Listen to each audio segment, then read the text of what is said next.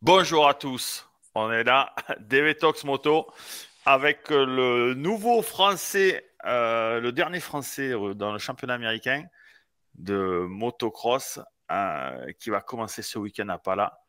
Benoît Paturel, comment ça va? Salut à tous, ouais, content d'être là avec vous Ouais, et et ça puis va nickel. ça va nickel, ça a l'air, tu m'as l'air un peu fatigué ou quoi? Vas-y, hein. Non, ça va, je suis pas habitué au podcast, mais ça va aller. Ça va aller. Hugo Manzato est là. Je lui ai demandé de venir pour m'épauler dans cette interview. Donc là, on va pas analyser. On va juste poser des questions. Il y a des questions où tu vas sans doute pas répondre, mais tu peux nous dire le max. J'ai préparé deux, trois trucs. Et puis, on a vu que c'est la nouvelle est tombée. On le savait déjà depuis un petit moment que tu allais faire le championnat américain de motocross avec HEP. Là, on voit avec Larry Brooks, le team manager légendaire des années avec Jeremy McGrath et qui a eu du succès avec HEP, avec Roxane, évidemment. En fait, je voudrais commencer juste comment, comment est venue enfin, l'idée de venir rouler aux US et essayer de trouver un truc, quoi, tout simplement. Bah, c'est vrai qu'en Europe, les deux dernières saisons, je roulais bien et tout, mais j'ai galéré avec pas mal de problèmes mécaniques et tout ce qui est autour de moi. C'est vrai qu'en Grand Prix maintenant, si t'es pas dans un Team Factory, c'est hyper compliqué. Il faut vraiment tout le package et les années passent et plus on avance, plus c'est compliqué. Et ça faisait un moment que je voulais venir aux US. J'avais essayé de venir après mon passage MX2, MXGP. J'avais essayé chez Star, chez Husky et un autre team. Malheureusement, ça s'était pas fait. Donc la transition aurait été top à ce moment-là. J'avais 23 ans, même non 22. Ouais, 23, donc ça aurait été top pour attaquer le SX et je pense que j'aurais pu faire bien à ce moment-là. Et après, voilà, le MXGP, j'ai jamais eu atteint mon full potentiel, on va dire, pour plein de raisons. Et ça faisait un moment que je voulais venir et là, j'ai eu 30 ans en décembre et c'était maintenant ou jamais. Et j'ai pas eu l'opportunité, enfin, j'avais pas envie déjà de continuer les GP et dans des conditions comme j'ai eu les dernières saisons. Donc, entre guillemets, j'ai pris mon sac et j'ai dit à feu et on verra ce qui se passe. Euh, euh, comment ça s'est passé? T'as pris le sac, t'avais déjà des contacts, euh, t'allais crécher où, t'allais crécher où, t'avais quand même trouvé une moto avant de venir pour rouler? Eh ben, il y a Michel Kostic, donc celui qui organise le Master Kit, qui m'a vachement aidé financièrement. Donc j'ai acheté une moto ici aux US et j'avais trouvé un mécano qui me filait la main à l'entraînement et voilà, au début je dormais chez Marvin. Marvin et Mathilde ils m'ont gentiment prêté leur maison pendant quelques semaines et là je loue une chambre pas loin de chez eux. Donc voilà, c'est un peu comme ça l'organisation et ouais, entre guillemets, je suis parti comme ça en espérant trouver quelque chose. Mon but, c'était de trouver un truc avant l'outdoor. Sinon, j'aurais fait les deux premières et en espérant que ça ouvre des portes. Sinon, c'était mort. Donc, ouais, la nouvelle s'est tombée au bon moment, quoi.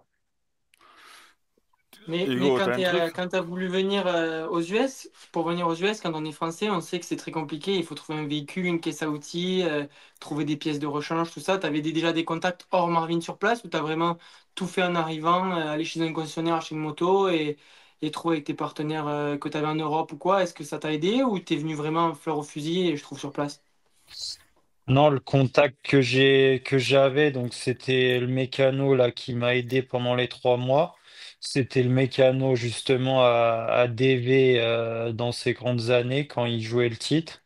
Et j'avais fait un test avec ce team-là. Donc en 2017, il avait un team, lui c'était 5150 à l'époque. Et du coup, on était En restant. fait, c'était un team YAM 51-50, ça s'appelait, c'était Energy Drink. Et le manager, le team manager du team, c'était mon ancien mécano de chez YAM, Craig Monty, le premier que j'ai eu. Mais bon, ce team, ça n'existe plus, mais c'était un peu un truc de comme Barrix maintenant, quoi. Voilà. Ok. Ouais, exactement. Et du coup, lui, on avait gardé contact. Je l'ai vu l'année dernière au Grand Prix de Suède parce qu'il y a son gamin qui roule. Il faisait l'Europe. Et du coup, on était resté en contact et je l'ai contacté. Il m'a dit, ouais, je peux bien te filer un coup de main. Et du coup, il a eu un bon prix avec IAM US. J'ai acheté une moto et Feu, il m'accompagnait sur tous les entraînements. Donc, entre guillemets, c'était comme un team, sauf qu'il n'y avait pas de moyens. Et voilà, mais j'étais bien encadré, la moto était faite. Moi, je me suis concentré sur mon physique, charbonné. Et Marv, la logistique et tout, ils étaient en Floride pendant 6 semaines, donc j'étais 6 ou 8 semaines ouais, tout seul. Et après, il me filait un bon coup de main à distance. Et donc voilà, c'était cool. Ouais, ben, en fait, on s'était vu là au début quand t'es arrivé là. Le premier jour que j'ai roulé, je t'ai vu, c'est là où je t'ai rencontré. Ah oui, quand j'étais allé faire. D'ailleurs, vous pouvez la regarder, c'est la vidéo de Kahuya Creek avec Marvin quand il roulait avec la 125. Et ce jour-là, il y avait Benoît, donc on avait discuté un petit moment. Quand je t'ai vu, j'ai dit là, ça va être compliqué. T'avais bien mangé à la cantine. T'avais la cantine gratuite chez toi ou parce que là, j'ai dit, il va Ouais, falloir y aller au charbon. Hein. ouais, pour être franc, j'avais eu des mois compliqués. Ça m'avait bien miné le moral la dernière saison là. Et du coup, déjà, j'ai une nature à prendre. Rien que je regarde une pizza, je vais prendre 2 kilos. Donc, non, j'ai une nature comme ça. Ça, c'est ce qui m'a cassé les couilles ouais, le plus dans ma carrière. Mais ouais, après qu'on s'est vu, bah, je me suis mis au charbon et j'ai fait que ça, quoi. Pendant 3 mois, j'ai tapé dedans et ouais, j'ai perdu 10 kilos. Là, je commence à être pas mal. Et, euh, Euh, et puis voilà, quoi. Qu'est-ce que avant de parler de la condition physique, pour revenir en fait au projet américain là, euh, t'avais quoi comme budget en fait? T'es parti avec combien pour essayer de trouver un truc et de vivre un peu quelques mois avant de trouver peut-être une moto quoi. Bah, là, pour les 3 mois, j'avais 25 000 euros. Et voilà, ça l'a fait. Euh, je pense que tout le monde dit les US, c'est cher, c'est cher, c'est cher, mais tu veux préparer, par exemple, si j'allais en privé pour faire les grands prix ou l'élite et tout, pour bien t'entraîner, faut rester en Belgique, faut aller en Sardaigne, faut bouffer du sable. La moto, tu roules 2 fois, elle est morte. Donc, quand tu mets tout bout à bout, au final, les US, la moto, tu vois, je lui ai mis 50 heures, j'ai rien fait dessus, quoi. Ouais. Et et t'as beaucoup moins d'entretien, tu te poses pas la question, est-ce que demain il fait beau? Qu'est-ce que je vais faire? Où je vais? Est-ce que le terrain il est fermé, ouvert? Euh, tu, c'est ça qui a fait que j'ai fait une bonne préparation et tout. J'ai pas dérogé de ce que j'avais prévu en fait. J'ai pu Mm. vraiment optimiser tous les jours que j'étais là et du coup c'est ça qui a fait que je pense que j'ai fait une bonne préparation. Tu peux nous parler de ce que tu as fait physiquement, du volume, de tout ça déjà pour perdre déjà 10 kilos et puis se préparer pour la saison quoi. Bah c'est pas compliqué. Je faisais 2, 3 entraînements jour et 6 jours sur 7. Et donc là, je suis resté 2 mois et demi. J'ai fait en 2 mois et demi 250 heures physique et moto. Donc j'étais en moyenne à 20 heures et les grosses semaines 25. Et donc voilà, je pense que tu peux pas beaucoup faire plus. Et Toi, tu fais quoi, Hugo, dans tes grosses semaines en temps Ouais, total? là, je viens de faire 2 grosses semaines d'affilée et c'est exactement ça, hein, c'est 25 heures. Là, j'ai fait 28 heures cette semaine, mais c'est ça, c'est quand tu fais plus de 20 heures déjà, c'est une grosse semaine. Surtout Ouais, quand tu as que de la moto dedans. moi, je me rappelle quand avec Dylan, quand tu passais 20 heures, c'est déjà, t'as compris, quoi. Mm. Donc, c'était plus genre 17-18 que. euh, donc, c'était quoi, en fait, le physique? C'était footing, vélo, muscu? C'était quoi? ouais, c'est ça. Beaucoup de footing à jeun, vu que j'avais du poids à perdre. Après, je pouvais enchaîner sur 3-4 heures de vélo. Et puis après, je finissais par la salle de bonnes heures. Quand je roulais pas, ça, c'était les grosses journées physiques. Après, quand je roulais, ouais, pareil, refooting à jeun, moto, récup derrière. De toute façon, entraînement de sportif de haut niveau, ce que tu connais. Après, les gens, je pense quand tu dis 20 heures, 25 heures, enfin, faut vraiment le faire pour te rendre compte, en fait. Parce que, Ouais, évidemment, ça fait 7 jours, ça fait Ouais. allez, 4 heures par jour, quoi, 3-4 heures par jour. Mais quand tu as déjà fait 1 heure et demie, 2 heures de moto, et que tu vas C'est ça faire. le truc. C'est que Ouais. quand tu inclus la moto dedans, tu perds vite du temps parce que quand tu as que du vélo à faire, tu peux faire 3 4 5 heures et du coup, tes heures, ça s'empile. Alors que quand tu fais de la moto, tu fais 1 heure et demie, 2 heures max, quoi, t'es cuit. Donc faire Ouais. 20 heures à l'entraînement moto, c'est solide. après, moi, Et ce qui là, m'a aidé, c'est d'avoir justement le mécano, parce que déjà, moi, en mécanique, je sais rien faire, donc ça aurait été vite réglé. Et puis, j'aime bien, j'ai toujours, entre guillemets, fait comme un pro. Enfin, depuis 14 ans, je suis dans un team, du coup, j'ai jamais touché à ma moto, etc. Donc, j'avais juste à me concentrer sur progresser, faire le meilleur entraînement possible et dans le but de trouver quelque chose, en fait. Mm. là, tu t'entraînes tout seul ou t'as un entraîneur avec toi? Non, non, là, j'étais tout seul. J'ai tout fait tout seul et voilà. À l'ancienne, gros, pas besoin d'entraîneur, hein, si tu as un peu des bases, et de toute façon, il a travaillé avec Jackson. Jackson, la plupart, enfin, Jackie Vimon, hein, euh, la majorité des trucs qu'il fait, c'est bien par le kayak et les rollers, mais je veux dire, le problème de Jackie, c'est qu'il aime bien entraîner les pilotes avec ce qu'il aime bien faire lui, tu vois. Donc, il aime bien le roller, il aime bien le kayak, donc on va mettre du roller et du kayak, nickel. Mais c'est vrai que si tu es seul, tu sais, moi, j'avais pas d'entraîneur. Hein. J'ai été vice-champion du monde 125, pas d'entraîneur. Je gagnais les courses aux US, pas d'entraîneur. Oui, mon père, mais en physique. Mon père en physique, il sait pas, quoi. Ouais, Tu mais vois? c'est plus dur. Quand t'as pas d'entraîneur, quand t'as un peu du temps, avec un entraîneur, tu sais exactement ce que tu as à faire chaque jour. Quand t'es pilote comme Benoît, il est tout seul aux US. Ok, il a pas sa moto à s'occuper, mais il faut quand même qu'il réfléchisse ses entraînements, l'entraînement sur la moto qu'il faut faire. Oui, C'est pas en facile. fait, et justement, on en parlait vendredi. Aujourd'hui, voilà, on est dimanche 18 mai. Il y a 2 jours, on en parlait avec Benoît.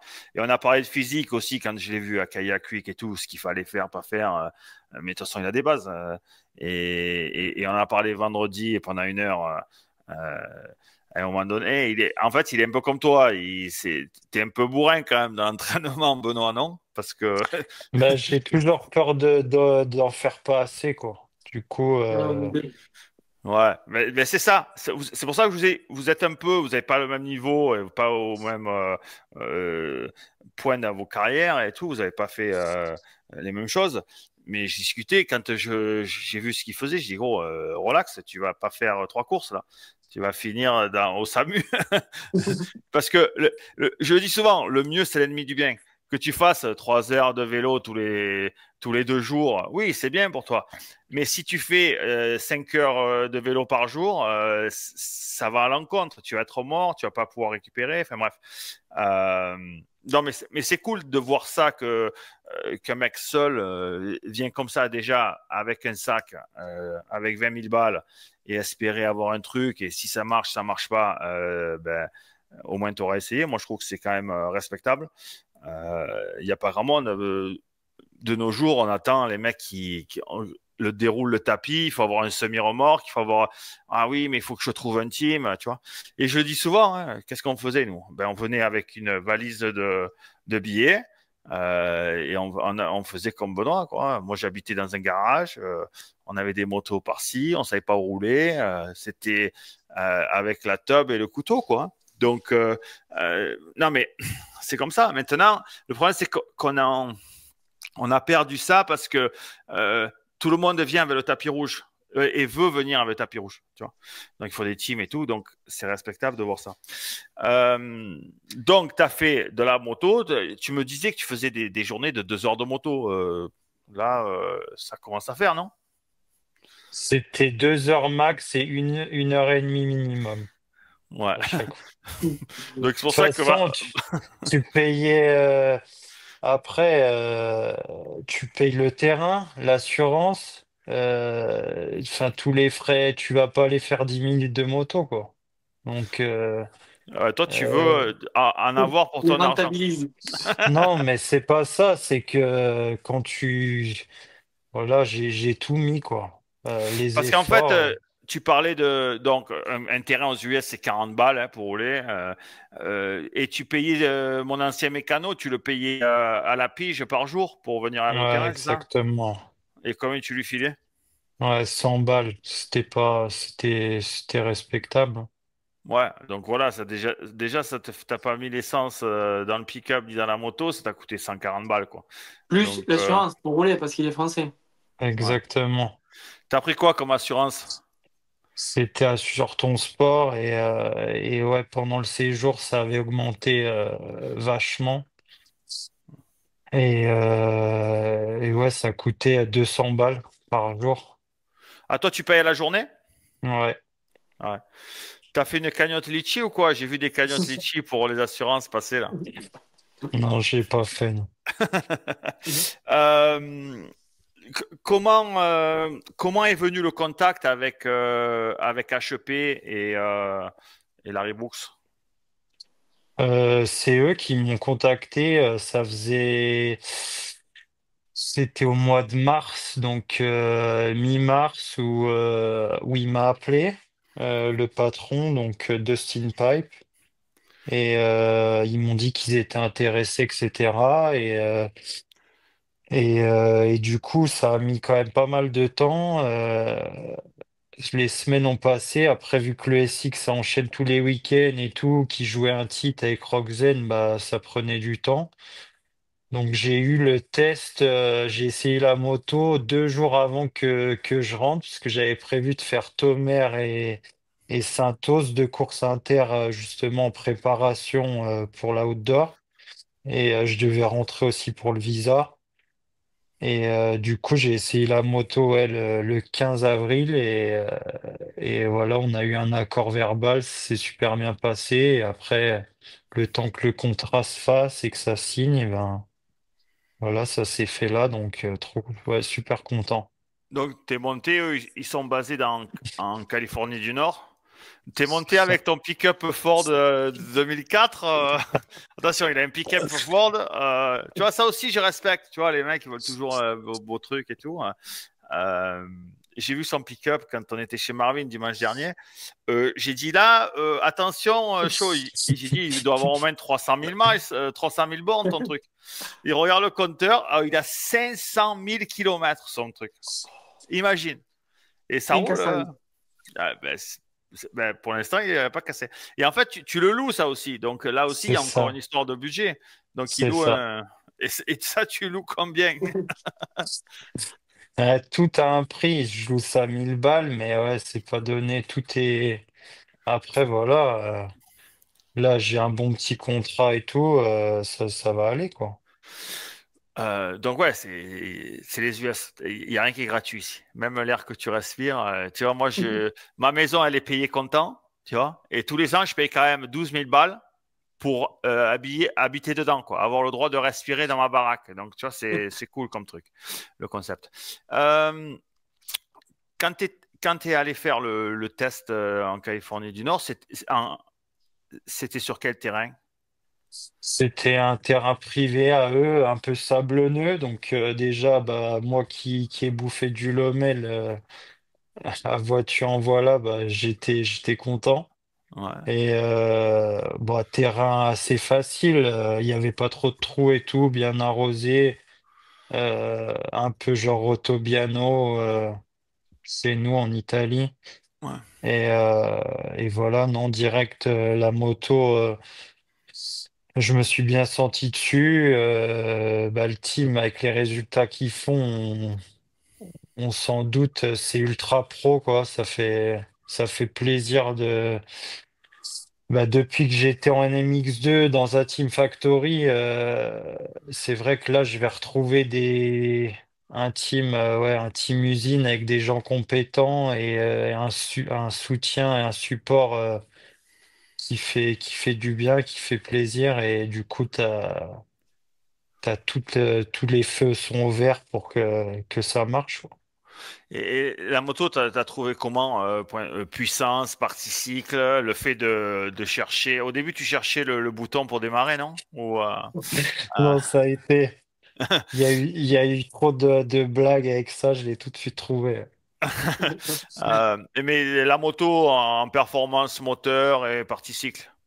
Non, très surpris. Le premier feeling que j'ai eu, ça m'a fait comme si je roulais sur une 2,5, très petite, très fine, très joueuse et tout. Donc, ça vraiment top. Et le moteur, aussi content. Il y a des ajustements à faire aussi au niveau de la position et tout. Là, c'est la troisième fois que je roule dessus, mais la semaine prochaine, on a 2 jours de thèse, donc ça va encore évoluer. Et de toute façon, faut que je prenne mes marques et que je monte en puissance chaque course. Hugo, t'as un truc pour nous ou quoi là? Ouais, j'ai un truc pour vous. Ça t'aura pas beaucoup roulé sur la Suze, donc il y a quand même, je pense, un gros changement de la Yamaha à la Suze. Ça va pas te perturber pour les courses? Franchement, j'y pense pas. Là, ouais, faut y aller, quoi. Faut pas, faut s'adapter, Et c'est surtout ce qui est bien, c'est que le team, comme a dit DV, Larry Brooks, ouais, le mec, il connaît, quoi. C'est pas. Ouais, il- lui, c'est pas un peintre, tu vois, c'est un bon. Il était avec tous les teams tous les titres que McGrath a eu avec la YAM, c'était lui son Ouais, manager. ok. Donc, et en plus, il est bon parce que moi, je roulais contre McGrath, évidemment. On était dans le même team, dans la moto, on avait la même moto, on testait ensemble, tout pareil.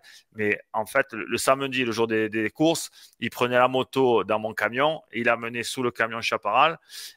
Et il avait son team manager, c'était pas le même team manager que moi. C'était juste le mec au-dessus. Ok. On avait le même boss, quoi. Et voilà, la Revo que j'en ai des histoires, hein.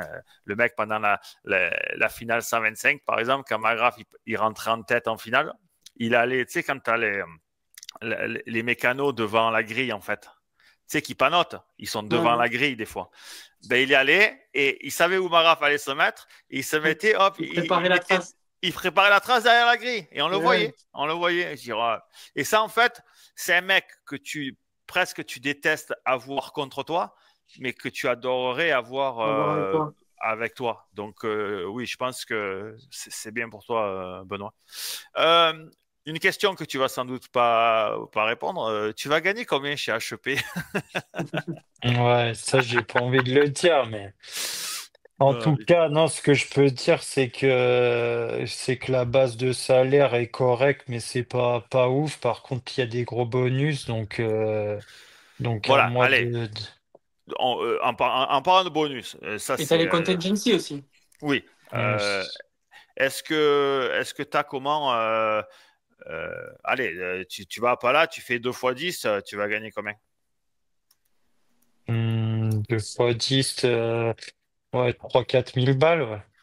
Ah, ben c'est pas mal. Ça met un peu du beurre dans les épinards. Euh, Sans les contingencies. non, Ouais, mais, c'est ça. mais C'est. Vas-y, dis. je pense que le contingent, quand il est dans le team officiel Suzuki, entre guillemets, je pense que il n'a pas accès à ces primes contingency qui sont pour les privés qui achètent Ok. leur propre moto, etc. Je pense que lui doit avoir une liste de prix de Suzuki avec son contrat, mais je pense, enfin, à mon avis, je pense pas que tu prennes le contingency programme des privés de chez Suzuki, non? Non, c'est les mêmes bonus que Roxen et c'est ouais les bonus comme tu dis Sus Factory quoi.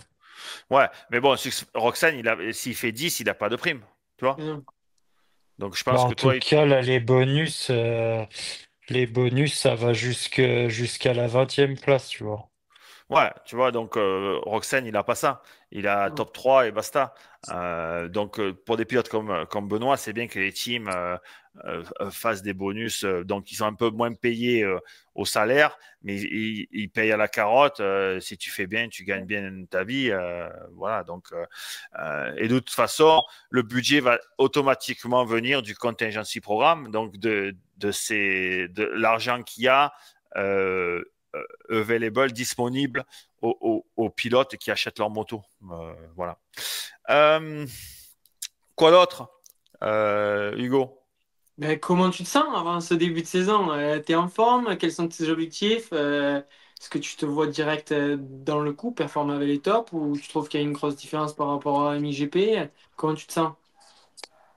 Franchement je me sens bien et de toute façon comme on a dit la préparation est faite donc je peux pas faire mieux par rapport à ce que mes capacités. Donc ça là-dessus, mentalement, bah, je me sens prêt. Et après, le but, c'est de monter en puissance. Si je peux faire, comme dit DV, 2 fois dans les 10 à la première et puis évoluer au fil des courses, je serais super content. Après, faut pas penser à arriver à casser la baraque non plus. C'est pas les Ah, devants, c'est pas des manches, quoi. ouais, c'est pas des manches, oui, évidemment. T'as des mecs que tu battras pas, ça c'est clair et net. Mais après, tu vois que dans les années précédentes, tu vois toujours des mecs comme Nicoletti, Noren, qui se pointent dans le top 10. Tu as déjà vu Nicoletti avec une Club MX à 32, 33 ans faire 2 fois 8, quoi. Je pense que là, quand il y a deux, trois mecs qui sont plus là, je vais te mettre le classement final de l'année dernière. Tu vois, par exemple, c'est Noren qui fait 10e. J'ai pas après ça, mais bon, c'est Freddy Noren. Je pense que Benoît, Freddy Noren, il le mange au petit déjeuner, quoi, je pense. Mais bon, après, c'est pas pareil, c'est pas comme les Grands Prix, tu vois. La journée passe vite. T'as que 2 essais vite fait, tu connais pas les terrains, il faut se mettre dans le bain direct. Les terrains aussi, tous les week-ends, il faut te rentrer dedans parce que ça pompe les chevaux, c'est labouré, à part peut-être Washugal ou quoi, mais même Washugal, ça glisse, mais ça attaque. Et c'est en fait ça qu'il va falloir s'adapter, c'est attaquer plus au début, c'est plus agressif. Il faut attaquer aussi par rapport à la texture de la terre. Ça pompe les chevaux graves, donc tu peux pas rouler un peu coulé, tu vois. À part si tu t'appelles Jet Laurent, c'est que tu as déjà une vitesse linéaire de folie, mais il faut se rentrer dedans, donc il faut s'adapter là-dessus sur l'intensité. Et automatiquement, tu te rentres dans le lard un peu plus. Donc, c'est pour ça que ça peut être un peu plus physique. Et ensuite, tu vas arriver sur des courses où tu auras 80% d'humidité. Encore, ça va, là, quelques années, il faisait pas super, super chaud. Il y a des années où tu vas à Milleville, il fait 35 degrés, 90% d'humidité. Tu crois que tu roules en Indonésie, tu vois. Ou en Thaïlande, quoi. Tu as déjà fait le Grand Prix de Thaïlande, ça devait être. Bien sûr. Ouais, ben là, c'est un peu. Ça peut, quand tu commences à aller vers l'Est, tu peux rouler en Thaïlande tous les week-ends. Moi, la première année, j'en ai un peu chié là-dessus parce que tu sors de l'avion déjà. Qu'est-ce que tu fais là? Je suis dans un sauna, je suis dans un hammam. Hammam. Le sauna, c'est sec, mais le hammam. Euh, donc, ouais, je pense qu'il ne faut pas se fixer d'objectifs. Et comme Non. j'ai dit, comme je t'ai dit dimanche, je ne sais plus quand, là, il faut, parce que tu as des mecs, même des pilotes d'usine, ils ont rien dans le sac. Je veux dire, si tu as le physique et tout dans les 10 dernières minutes, tu as des mecs que tu peux aller chercher. Hein. Je crois qu'Anderson, il va avoir la frite jusqu'à la 35e minute. Je pense que non. À un moment donné, tu peux lui reprendre un mec comme ça, 3-4 secondes autour dans les 4-5 derniers tours. Donc là, tu peux en fait espérer faire du résultat par rapport à ça. Et il faut. Et la devise, c'est bien partir, mettre du gaz, c'est pas tomber. Merci. Eh ben c'est cool, Benoît. Rien d'autre à rajouter, Hugo, Benoît, rien? C'est bon? Euh, Peut-être Non, une bah, petite question, parce que du coup, moi, j'ai été aux US, comme à Voranto, et j'ai trouvé quand même qu'en tant que pilote privé, c'était quand même, bon, en Supercross, c'est encore plus compliqué parce que t'as pas accès au terrain factory, mais j'ai trouvé quand même que c'était difficile quand tu connais pas, d'aller manger au bon endroit, de trouver la nourriture qu'il faut, de s'adapter au climat, de pas crever quand tu vas faire du vélo de route. Je trouvais ouais. ça que quand même c'était difficile. Donc, ce serait cool d'avoir ton avis sur ça. Moi, honnêtement, j'ai kiffé. Enfin, j'adore quoi. Après, toi, t'habites en France et tout. Moi, ça fait 10 ans que je suis en Belgique, donc si tu veux, tu passes de la Belgique à la Californie, il y a quand même un monde. Et non, je pense que Là, on si va pas tu, se faire on va pas se faire des amis avec nos amis belges francophones qui nous écoutent. Moi, j'ai rien dit, les gars. Hein. C'est le gars qui est au milieu. Moi, j'ai rien dit. non, moi, j'étais pas en Wallonie, j'étais chez les Flamands, donc c'est encore pire. Mais, Ah. euh, mais je pense que concernant la bouffe et tout, quand on dit ouais, c'est gras, c'est pas bon et tout, oui, si tu veux bouffer gras, tu bouffes gras. Il y a des McDo partout. Donc à toi de t'adapter, de chercher, de trouver les bons endroits. Je pense que justement, c'est limite plus facile que chez nous. C'est tout le temps ouvert. Il y a moyen de manger bien et de faire les choses comme il Mais faut, ça, quoi. c'est la question. Mais en fait, toi, tu es un peintre, Hugo. En plus, toi, tu étais avec Bourdon qui allait au fast-food chinois le plus pourri et qui se régalait à manger de l'orange chicken frit. Il y a plus de gras que de poulet dedans. Non, mais tu comprends? Moi, je te dis, ça fait 25 ans que je suis ici. J'ai passé 22 ans en France, 25 ans aux US. Je rentre en France une fois. Tu manges mieux tous les jours. Peut-être que tu n'as pas des étoilés à tous les coins de rue aux US. Ça n'existe pas trop, les étoiles Michelin, de toute façon, aux US. Mais pour manger tous les jours, tu peux manger mieux ici. Les sushis, sont meilleurs ici. Toute la bouffe asiatique, c'est un melting pot. Tu peux bouffer ce que tu veux. Sincèrement, tu manges mieux ici. C'est sûr que la baguette, les baguettes sont pas bonnes. Les pains au chocolat non plus. Et on dit pain au chocolat, on n'en revient pas là-dessus. Euh, Ça, c'est dégueulasse. Mais quand tu écoutes les Français qui viennent avec leur suite Abercrombie là, et leur chacos banane avec leur passeport et que tu te dis ah mais on bouffe que de la merde aux US, c'est des fous les mecs parce qu'ils vont au Burger King, au McDo, les trucs qu'ils voient, qu'ils connaissent. Tu vas sur une application, tu vas sur Yelp, tu regardes petit resto italien. Je veux dire nous, tu manges bien de partout, mais il faut faire des recherches. C'est sûr que tu vas dans les enseignes que tu connais et tu te fais in and out machin, évidemment, mais là, il faut arrêter avec ce truc. Ah, mais on mange que de la merde aux US. Mais vous êtes Non, fous. T'as vu, non. est-ce que tu es allé dans un supermarché au rayon fruits et légumes aux US par rapport au rayon fruits et légumes chez nous? Mais attends, C'est sûr, ça fait c'est c'est- rêver, hein. c'est dégueulause en France. Tu Oui, vois, ça tu c'est vas à vrai. Carrefour Market ou tu vas acheter un truc, tu vois l'étalage et les fruits qui te donnent. J'ai dit, attends, tu vas aux US, on dirait que c'est prêt pour faire un film, quoi. C'est tout nickel, tu vois. Donc, il faut arrêter avec ça. Il faut arrêter de suite. Et ça me, ça me saoule quand on parle comme ça. Enfin bref, voilà. Et non, pour revenir ouais, à l'acclimatation et tout, top. Et de toute façon, moi, c'était un rêve de venir ici. Après, en SX, j'ai jamais fait de SX, donc enfin, il y a 10 ans, mais et voilà, ça, c'est un autre point. C'est un autre sport, entre guillemets, mais déjà très content d'avoir cette opportunité. Même si ça dure qu'un an, bah, ça durera qu'un an, mais fier et content d'avoir fait, entre guillemets, 50% du boulot et d'avoir cette chance et pouvoir faire tout l'outdoor et puis le reste, à moi de mettre du gaz et de faire ce qu'il faut. Et sincèrement, moi, je te félicite et je te salue pour, tu vois, t'as mis les couilles sur la table et t'as dit, voilà, je me barre, je Merci. prends un peu les sous que j'ai de côté et je vais trimer, le faire comme on faisait nous, comment on faisait, quand je faisais 96, 97, à dormir dans des garages, avoir des pick-up pourris. Putain, moi, j'avais un genre de El Camino. Je sais pas ce que c'est, tu vois ce que c'est un El Camino, là? C'est Ouais, Non. c'est les voitures, c'est les voitures pick-up, en fait. C'est une voiture, mais un pick-up tout pourri, là. Nous, on allait rouler avec ça. Putain, parce qu'on avait que ça. Le mec, il nous avait prêté ça. On n'avait pas un rond. Tu vois, ça. Mais c'est pour ça que je respecte le truc, tu vois. Maintenant, on dit, ah ouais, mais et le team ci, le team là, il faut avoir des motos, le kit déco, le machin, on s'en branle, tu vois. Le mec, tu vois, Benoît, il n'est pas venu avec un kit déco. Il est venu, il a remis une moto, il a roulé, une moto d'origine, et c'est bon, ça suffit. Donc voilà, vraiment, je te félicite pour avoir fait ça. Gentil. Je trouve que c'est. Il n'y en a plus beaucoup qui le font. Et j'aimerais qu'il y en ait plus. Mais bon, ils veulent tous venir dans des teams. Les mecs, ils croient que parce que tu as fait 4 du SX Tour, tu vas venir ici chez Pro Circuit. Je dis, mais il faut complètement être fou, quoi. Tu vois, il faut venir, prendre une moto, aller rouler, faire devant.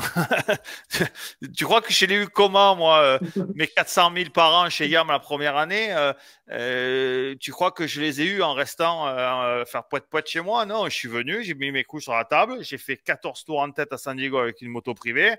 Le lundi, j'étais chez Yam, ils m'ont dit, écoute, l'année prochaine, on veut que tu roules ici. Voilà, c'est comme ça. Et les mecs, il n'y en a pas beaucoup, à moins que tu sois champion du monde. Ouais, si tu fais du Tom, du Prado, mais si tu n'es pas champion du monde en Europe Même et dans que les 10 et dans les 5, ils s'en foutent, hein. Ils ben te voilà, connaissent mais à bien peine. sûr. Voilà, exactement. Là, tu vois, et en plus, Prado, il est venu faire du SX, s'y mettre un peu, tu vois, des deux Wolf, ils sont venus, ils se montrent, tu vois, ils se montrent qu'ils ont envie, machin. Là, c'est plus facile pour des mecs comme ça, mais des mecs de milieu de paquet ou de top 10 et tout, les Ricains, ils s'en foutent royalement, quoi. Donc, voilà, je trouve que c'est cool. Donc, on va te suivre avec attention. À bloc. Et C'est puis gentil. et surtout, et en plus, il y a un peu des rangs à prendre parce qu'il y aura le SMX à la fin. Il faut que tu te qualifies pour ça, mais C'est ça. en faisant tout le d'or, tu vas marquer assez de points pour te qualifier pour le SMX. Donc là, il y a des rangs à gagner. Il va falloir que tu fasses un peu de SX parce que bon, il y a quand même des enchaînements, des 3-3, des 3 sur table, 3 assis en sortie de virage, tu vois, le top. Mais je trouve que c'est un beau challenge. Et moi, le seul truc que je dis à tout le monde depuis des années, que la priorité, ce soit la moto.